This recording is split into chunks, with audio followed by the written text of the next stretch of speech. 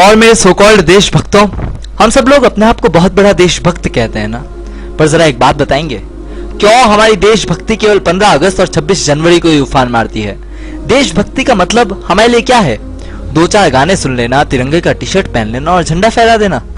वाह दोस्तों वाह, क्या देशभक्ति है हमारी, मानना पड़ेगा। हमसे बड़ा देशभक्त तो साला कोई पैदा ही नहीं हुआ है। हमसे कोई ये पूछ ले कि are you proud to be an Indian, तो हम सब लोग चिल्ला चिल्ला कर बड़े ओज के साथ और बड़े जोश के साथ यह कहते हैं, yes I proud to be an Indian. पर प्रभु, गर्व है किस बात का? किस बात पर गर्व कर रहे हैं हम सब लोग? इस देश की बढ़ती जनसंख्या पर, या फिर दिनों दिन पांव फसारते हुए जातिवाद पर, या फिर इस देश के बढ़ते भ्रष्टाचार पर, जहां बिना पैसे दिए कोई काम नहीं होता? बच्चा पैदा हो तो घूस दो, बंदा मरे तो घूस दो, बस घूस दो घूस। या फिर हमें इस बात पर गर्व है कि संसद में हमारे नेता जूते और चप्पल मारते हैं और इसे पूरी दुनिया में लाइव देखा जाता है?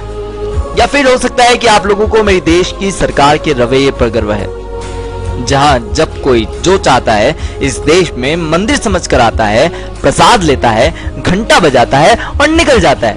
मगर मेरे श्रीमान मंत्री महोदय यह फरमाते हैं कि हमें इस घटना पर बहुत खेद है और अब भारत और नहीं सहेगा, अब हम चुप नहीं बैठेंगे, अब भारत और नहीं सहने वाला। अरे कोई उनसे ये तो पूछे कि देवता तुमने आज तक किया क्या है? क्या हम इन बातों पर गर्व कर रहे हैं, या हम उन हालातों पर गर्व कर रहे हैं जहां कुछ परिवार को तो 2 वक्त की रोटी भी नसीब नहीं होती, तो इस देश में कुछ परिवार जानवर से भी बदतर जिंदगी गुजार रहे हैं। ये है मेरे देश के हालात, और अगर हम इन हालातों पर गर्व कर रहे हैं तो हमें खुद पर शर्म आनी चाहिए। अब सवाल यह नहीं कि इस देश ने हमारे लिए क्या किया है, क्योंकि अब सवाल तो यह उठता है कि हमने इस देश के लिए क्या किया है। दोस्तों, इस वीडियो को केवल देखो मत, सोचो, समझो और कुछ करने के लिए आगे बढ़ो। And if you like this video then please promote it.